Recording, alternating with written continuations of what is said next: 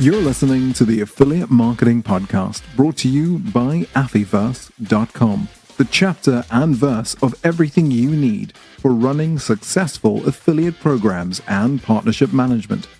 This is a podcast for digital and affiliate marketers, publishers, networks, agencies, and MarTech providers who operate in affiliate marketing. If you want to launch, scale, and grow successful affiliate marketing programs, you're in the right place. In this podcast, you'll learn how affiliate and partner marketing is changing, gain behind the mic access to affiliate marketing veterans, listen and learn tried and tested program management tactics, discover what's new and trending in affiliate and performance marketing. The truth is, you simply won't find this information anywhere else. Welcome to this week's Affiliate Marketing Podcast with me, your host, Leanne Johnston. And today I am really excited. I know I always say I'm super excited, but today I'm really excited to be here with you guys because we've got none other than Jim Banks, who has been told to me a million times that he's an original OG in affiliate marketing. So I'm absolutely thrilled to have him here. And we're going to talk a little bit about affiliate marketing past to present and maybe a little bit into the future, and give you a snapshot of what things were like in affiliate marketing more than 20 years ago. So for some of you listening, just about around the time when you were born. So there's a lot to unpack in this session. Jim, it's absolutely great to have you on this podcast with me today. Thanks so much for being here. Thank you for inviting me. Again, it's really serendipitous that we'd never met before and we met in Vegas. It's like insane that you've been in the industry a long time. I've been doing it a long time and we'd never met physically. But again, I'd had so many people say, you really need to meet Leanne. You really need to meet Leanne. So when the opportunity came, I was like, yeah, great, fantastic. It's an opportunity for us to meet up. But yeah, delighted to kind of come join you today. Thank you so much. And it's quite funny that we met in Vegas because a lot of us have been in the industry a long time and still a lot of us haven't met because that's how the industry was back in the day. It was all cloak and dagger. Everybody didn't want to say what they were doing. So let's talk a little bit about the beginning. And first, let's introduce you because you're my guest and I want everybody to know who you are in the industry as an OG. So take us back to the beginning. Jim Banks, 20 odd years ago. I'm not going to give away your age. How did you get into this industry? I don't mind. So for me, the gray hair is real. It's not, I don't put it in by kind of choice. It's there naturally. But yeah, I mean, I started I used to sell financial services. So I sold insurance, pensions, stuff like that. Did that for 12 years. Hated it. Absolutely hated it because it was so regulated, compliance and all that sort of stuff. So then I'd really started to get into the internet, probably like 94, 95. I was running up massive phone bills, probably £1,200 a quarter because it was all done on dial-up. And then obviously when broadband came out, fantastic, right? That became the kind of the next iteration. And my first sort of foray into digital marketing, if you like, I quit my job in insurance. I took a 50% pay cut to go and work as the national sales manager for a web design company. And the job I had was to basically sell websites. And back then it was, again, there was probably hardly any people had a website, right? Yeah. So we would build websites and it was usually a case of how much it's going to cost. And we just think up of a number and maybe double it, right? And that was how we arrived at what the price of a website was. And then obviously we'd finish the website, present it to the client and say, there you go, there's your website. And they go, what do I do now? And it'd be like, you need to do some web marketing. And it'd be like, what's web marketing? So at the time, I didn't really know, right? So I started to learn a little bit about SEO. This kind of predated PPC as we know it today. So I worked for this web design company for 6 months. I got laid off. I went to work for a company that did premium rate dialers, so that we had two industries we were big in. One was porn and one was gambling, right? So I was kind of like dealing with porn barons and gambling, bookies and stuff like that. I did that for 6 months, got laid off, went to work for another company, went to work there for 6 months, got laid off. And I thought, I'm beginning to see a bit of a pattern here. So in 2000, I decided to set up my own company because I didn't want somebody else to have control of my own destiny, right? So I set up a kind of like initially it was like a kind of company that was going to be doing SEO, right? So I thought, okay, I'll do SEO for clients, but it soon became clear. I think I landed my first client and they were paying me something like £40 a month, right? And I was like running around the house going, whoa, I made a sale. And then I thought, hang on a minute, I've got to sell an awful lot of these to make a living. But I persevered with it. I started to buy paid ads right? On, this kind of predated Google. So this was on like Yahoo. They had a kind of a site called GoTo. Right? So I was buying ads on GoTo, basically promoting my SEO services. And what happened was I was getting phone calls from people basically saying, hey, I've seen your ad. Can you run ads for me? And back then, being a good salesperson, I was like, yeah, sure, I can do that. Right. Without really working out what sort of business model there was or anything like that. So I set up an agency, ran it for 6 years. I'm going to try and do a kind of cut the long story short, but I ran it for 6 years, grew it to 25 people. We took it to about £8 million in revenue a year. Wow.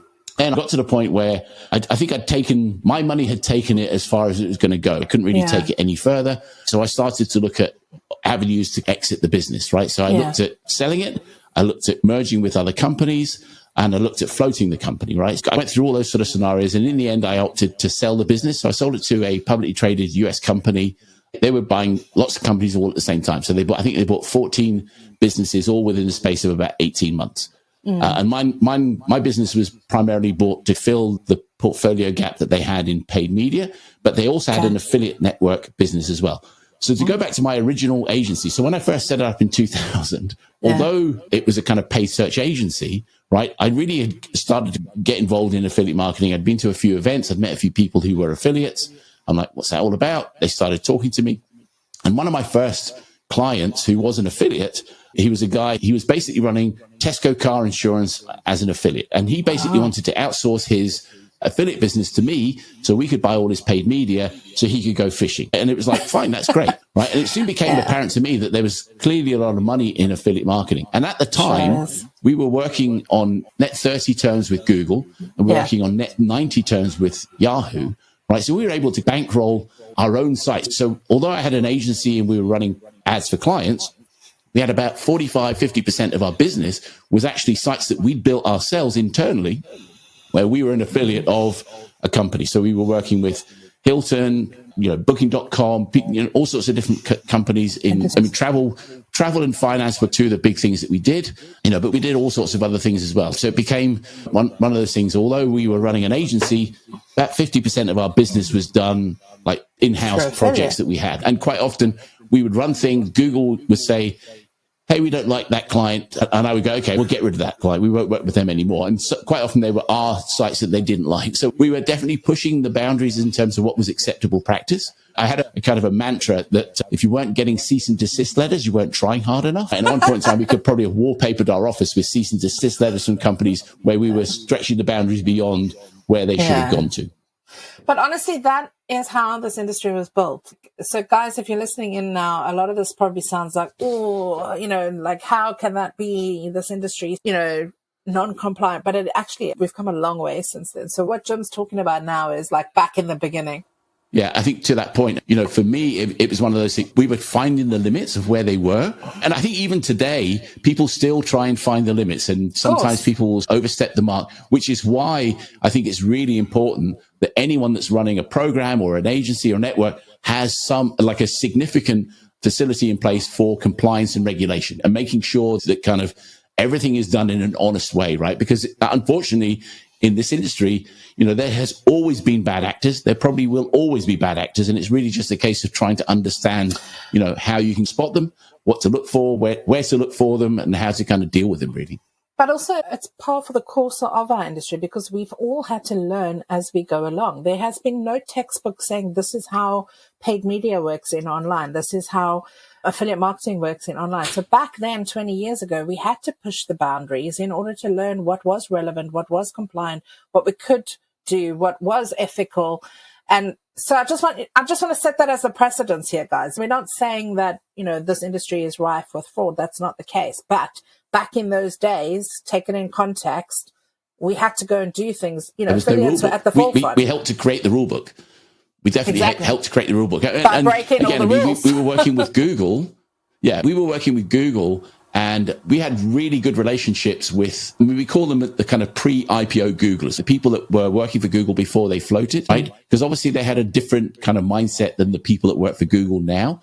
And when you look at it, I think... Well, they were less corporate. Yeah, they were much less corporate and much more helpful. And they wanted to, again, like I was working with Overture, which was bought by Yahoo. And they used to have a list that they called them unbidded keywords, right? So every month I would get a list a kind of an Excel file of all the keywords that had significant volumes of search done in the previous month, where there was nobody actually bidding on those terms. So those were incredibly cheap keywords. So we would just scan through them and go, yeah, I could do something with that. I can do something with that. So what I would do is I'd have the keywords on one side, affiliate programs on the other, and say, which can I dovetail into the other? And again, we used to run things. And again, for us, when we were running things as an affiliate, right, we were very focused on cash flow because obviously we were running paid ads. So we had to make sure we got paid in a timely way, right? So again, quite a lot of the time, our process was making sure we were negotiating with the network or the advertiser direct to make sure that we got paid in a timely way, primarily just so we could continue to run the program. Because if we had to wait to be paid,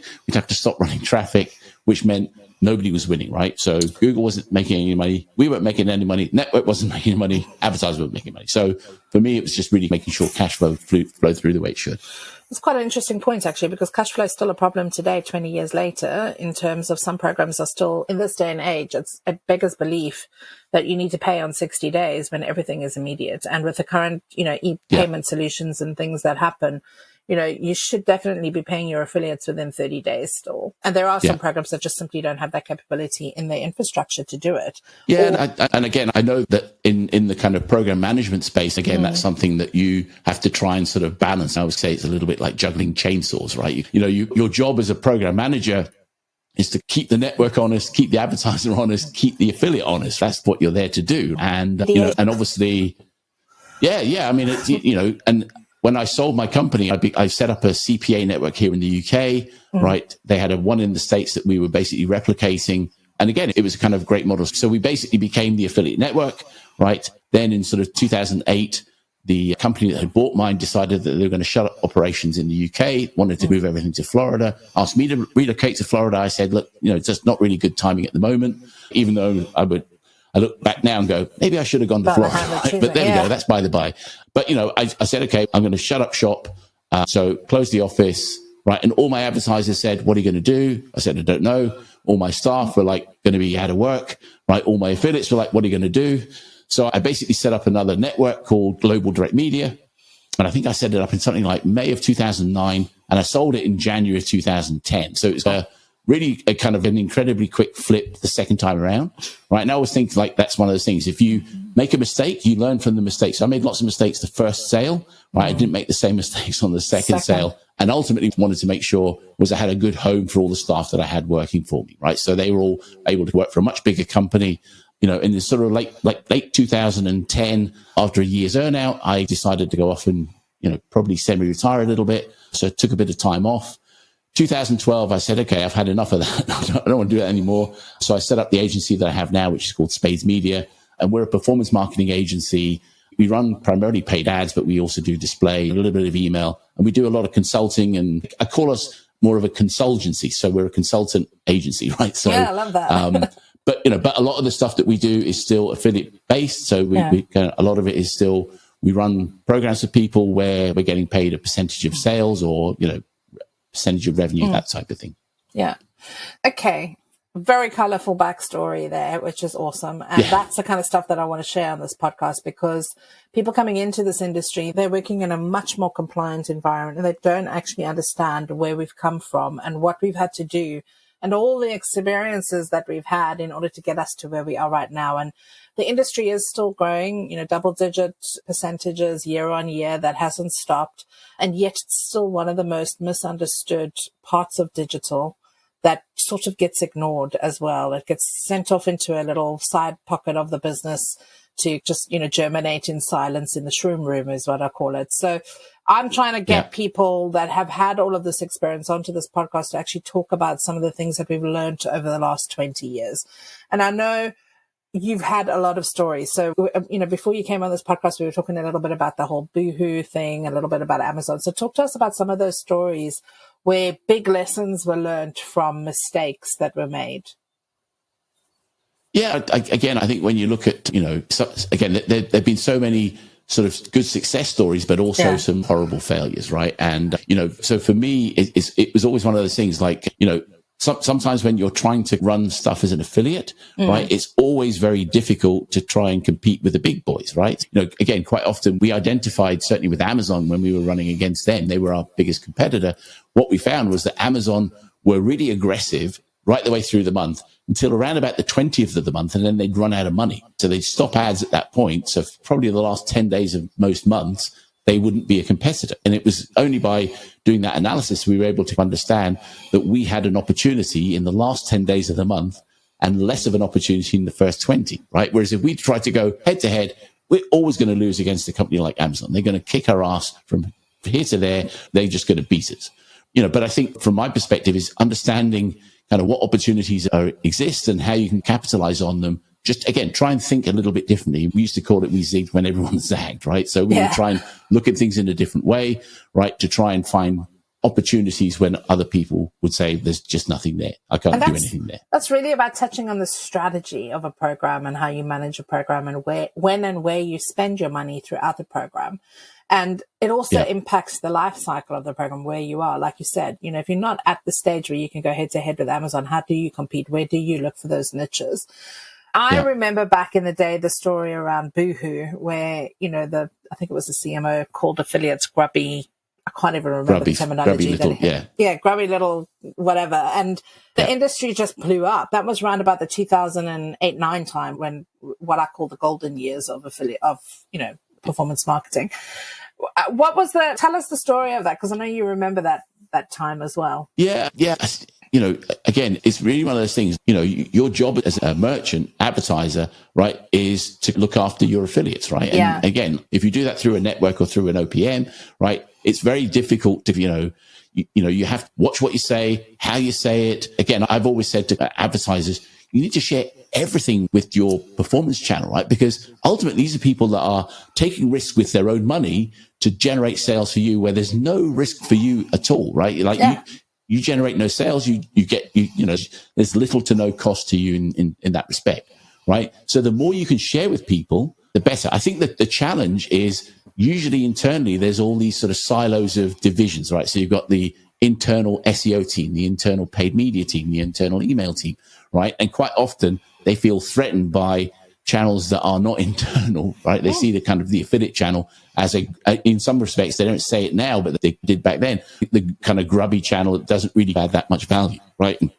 And I know when like voucher codes and cashback sites first came out, right? They had a horrible reputation, right? Because they were just basically stealing from everyone, right? They were stealing from affiliates, right? Because they were usually picking sales up on the last click basis, right? People would go make a search, do lots of searches, go to Google, type voucher codes, find a voucher, click on it, and the sale would go to the voucher code company that or the cashback company that kind of, got the click in terms of the last click. Whereas obviously I think now it's become much more measured and modeled, right? To make sure that kind of everyone in the equilibrium is actually getting a fair crack of the whip, right? So everyone is getting their fair share. And obviously, again, the voucher codes and cashback sites, they add a huge amount of value. They've got huge databases of people that they've nurtured over time, right? They've got good reputations, good trust. They do a lot of TV advertising, things like that, which again, you're thinking like now compared to where we were back then, it's amazing that there are companies that are doing like national TV ads and things like that,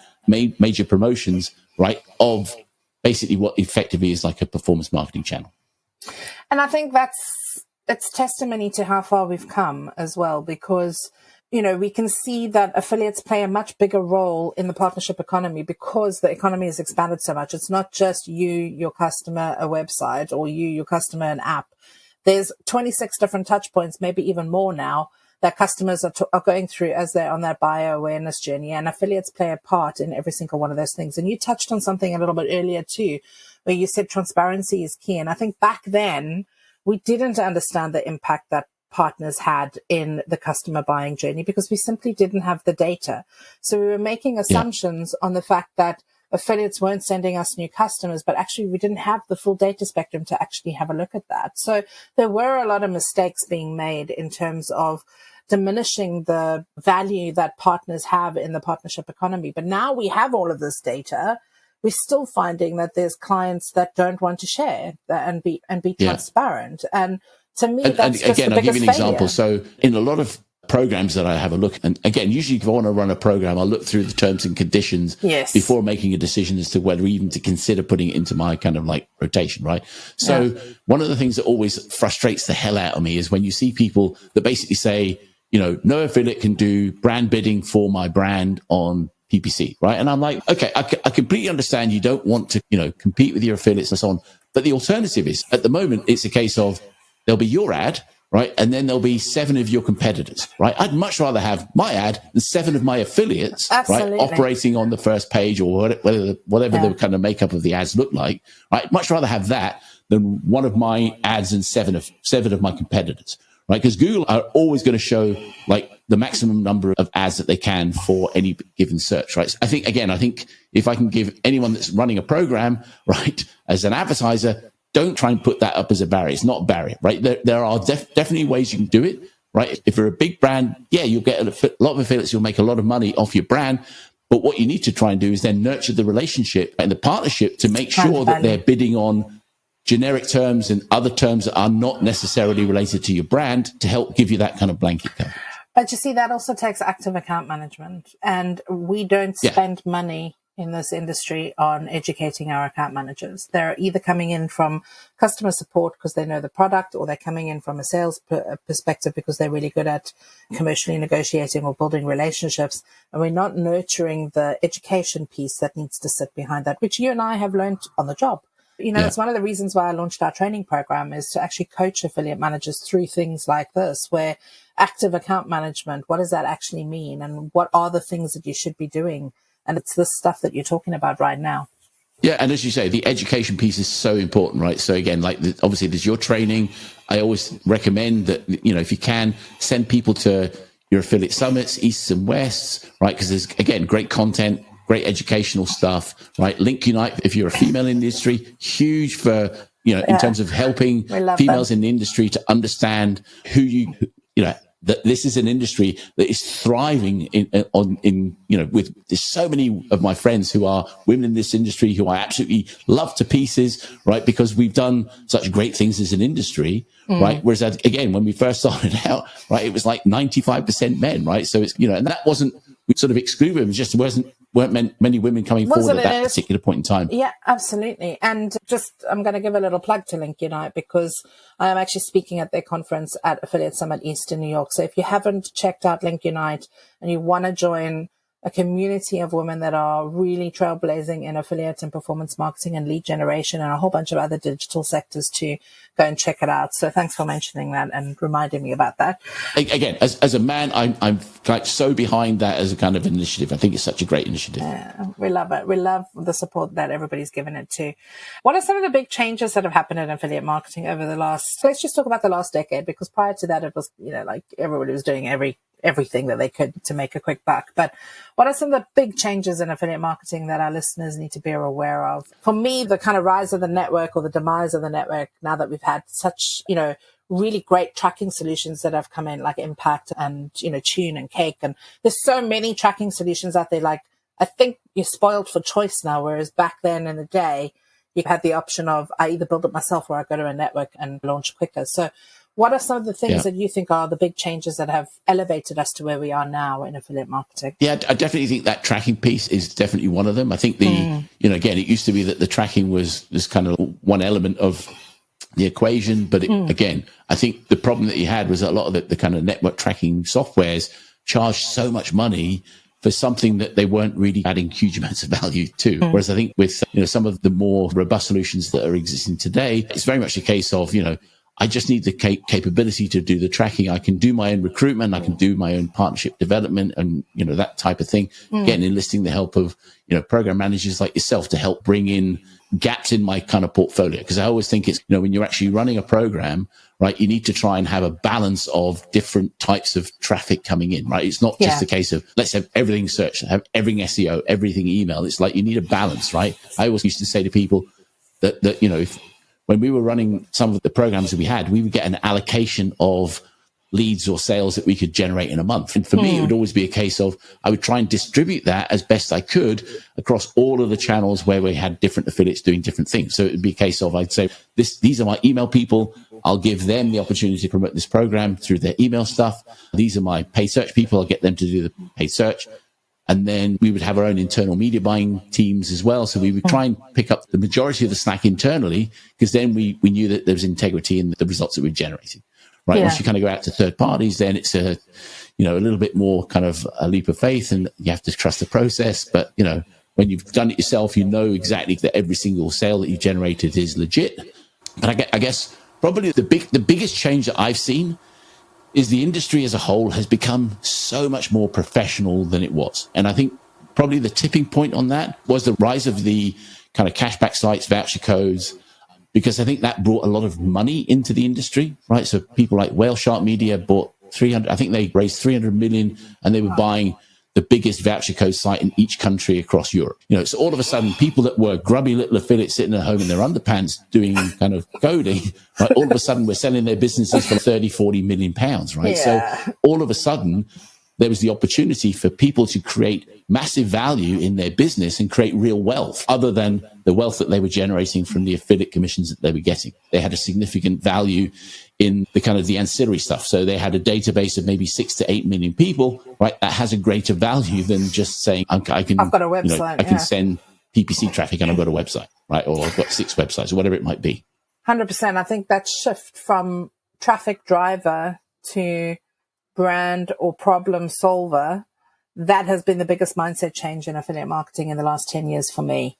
When I talk about it, I try to talk about partnerships rather than affiliate relationships, because it's, it is a partnership. It's got to be a reciprocal thing. You've got to, if I'm running your program, I've got to do what you want me to do, right? But equally, if I'm running your program, you've got to do what I want you to do, right? And sometimes that might be pay me quicker. Sometimes it might be give me a better offer, a bump in payout, dedicated landing page. It's just something that kind of differentiates what we can offer versus what everyone else can offer. And us as the affiliate managers are the marionettes of those puppet strings. Like, that's pretty much what our job is. And understanding that and knowing your place and your value and your worth in controlling all of those mechanics is really ultimately what affiliate marketing and affiliate program management is all about. One thing I want to ask you, which is like something that I've been waiting to ask you for a while because I know of your experience in the industry, but what's the one lesson that you wish you had learned sooner? Because, hindsight is an amazing thing. I know I would have probably swapped to the affiliate side a lot quicker way back in the day and made my millions, but I didn't. I stayed on the kind of, B2B side and actually managing all of the relationships instead. And it's been an amazing career. We get to travel to amazing places. We get to meet amazing people. But what's the one key lesson that you've learned in your time in the performance marketing economy that we're in right now? Yeah, I think for me, it's probably right that certainly for the first several years of running it, I didn't really think of it as a saleable business opportunity. Whereas I think now I would absolutely set myself up for success by looking to have a business that I could grow to either, buy other companies or sell to somebody else. Because I still think there's a lot of demand for people to, again, like you look at your impacts and, acceleration partners and so on, they're going around buying companies left and center that fit the kind of gaps that they have in their portfolio. And if you can create something that fills a gap in somebody's portfolio, right, then you have the opportunity to grow a business pretty quickly, right, without much risk, right, and have something that is significantly saleable down the line, maybe 2, 3, 4 years down the line. So do you think, because there's a lot more like tech stack companies that are solving problems in the e-commerce space coming to the market, you've got we've mentioned a lot of companies on this podcast, and I just want to caveat that neither of us are affiliates for these companies, but it's just the way that the conversation's gone. But again, I've got lots of good friends that work there, right? And I mean, we all help one another out. But do you think that there's a massive market now for those problem-solving solutions and tech stacks where it's not a traditional affiliate, but it's more of a partner?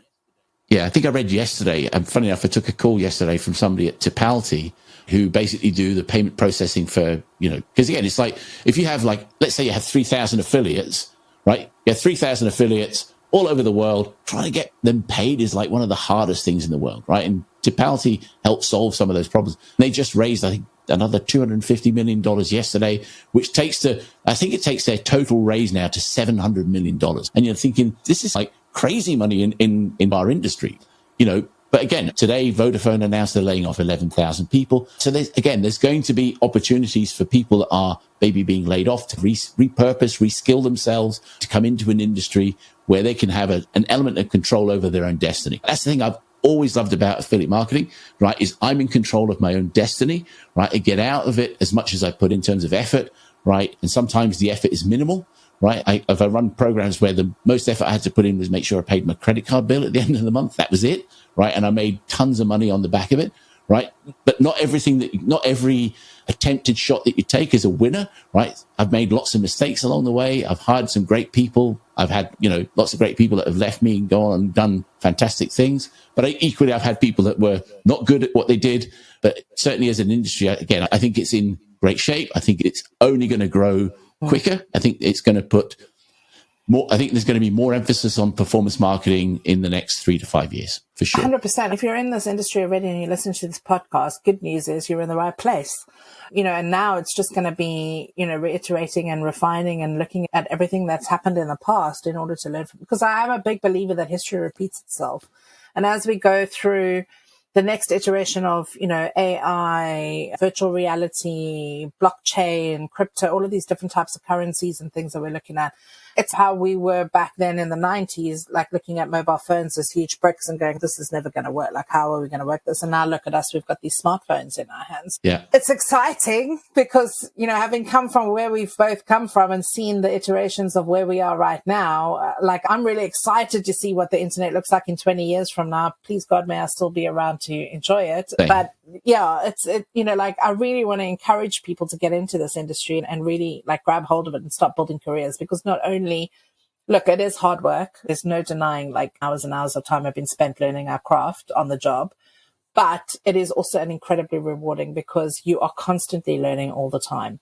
But again, I take my hat off to people like yourself, Leanne. And obviously, you take a huge amount of time out of your day to produce things like your podcast and your training programs and things like that, which don't necessarily add any money to your bottom line, but it's helping to educate the people that come into the industry, which is helping the industry to grow, which then means that there's more opportunity for your business to thrive as a result of that. And I'm all in favor of people that kind of help educate the next generation. Because again, I think when you look at it, there's a lot of people that will educate you well, and there's a lot of people that will just want to take your money and educate you badly. And for me, it's really just a case of making sure that you get the education from the right people.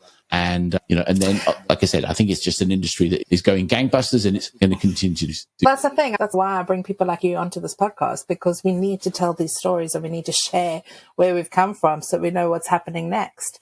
A couple of more questions before I let you go. What do you think affiliates and publishers really need from the programs that they work with? If you can dumb it down into 3 key things, make sure that you're doing these 3 things in your program. I would say decent payouts, quick payouts, and creativity in terms of what you're allowing your partners to do in terms of running your program. To step outside. Right? I think if you try and restrict them so much and pay them so poorly and pay them in a really untimely way, you're not going to get success of your program. The more you can, help reward people.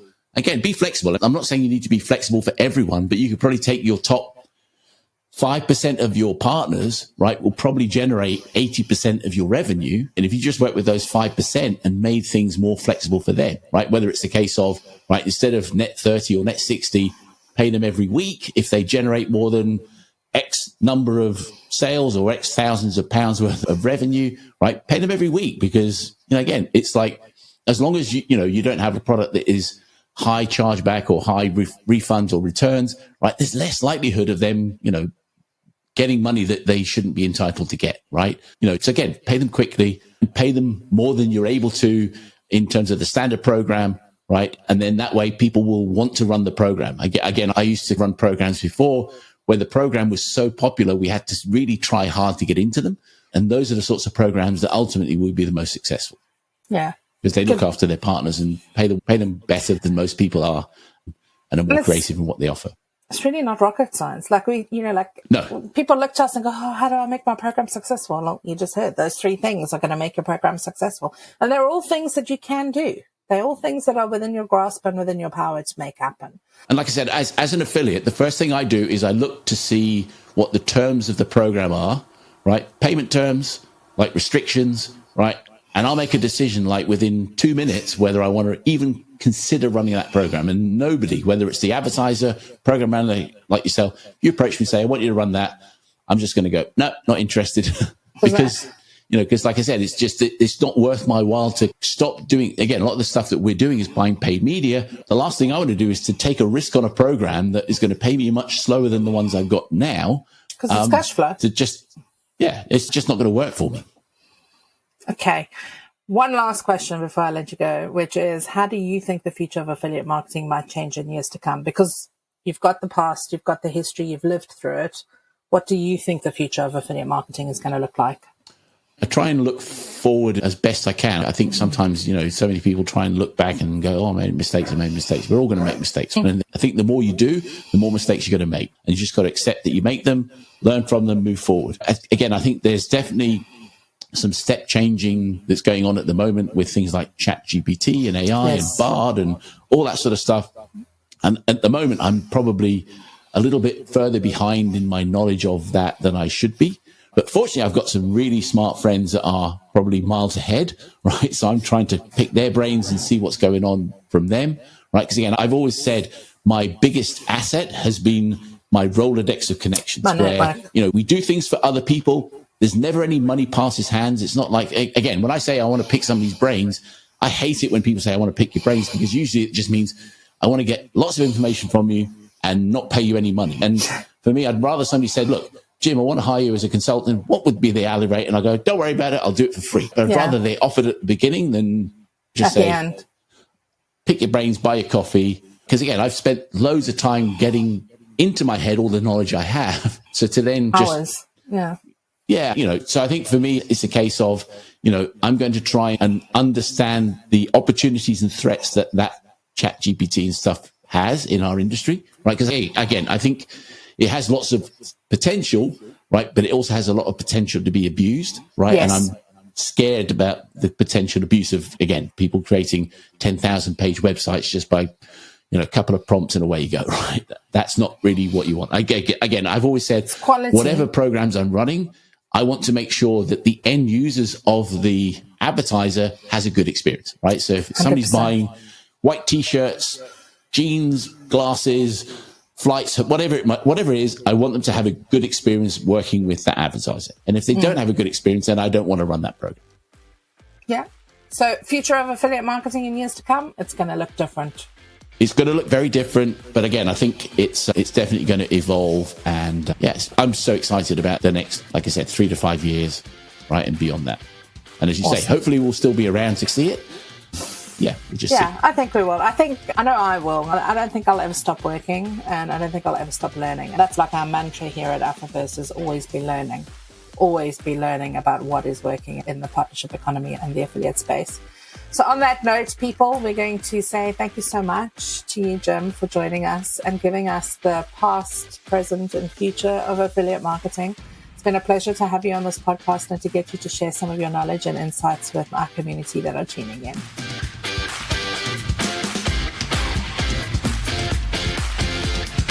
If you're looking to launch an affiliate program but aren't 100% sure where or how to begin, or you've launched your affiliate program but something isn't working and you're struggling to scale, we can help. Book a free 15-minute strategy call with our Afiverse agency team to find out how we can help you get to where you want to be. We offer a range of affiliate program management services, from strategy and consulting to technical setups and complex affiliate program migrations. Our award-winning agency team handles everything from affiliate strategy to affiliate partner recruitment and deep dive affiliate program audits. We help you make affiliate marketing simple. Don't waste time struggling to get the results you need and deserve. Visit www.afiverse.com and click on the agency button to book a call now.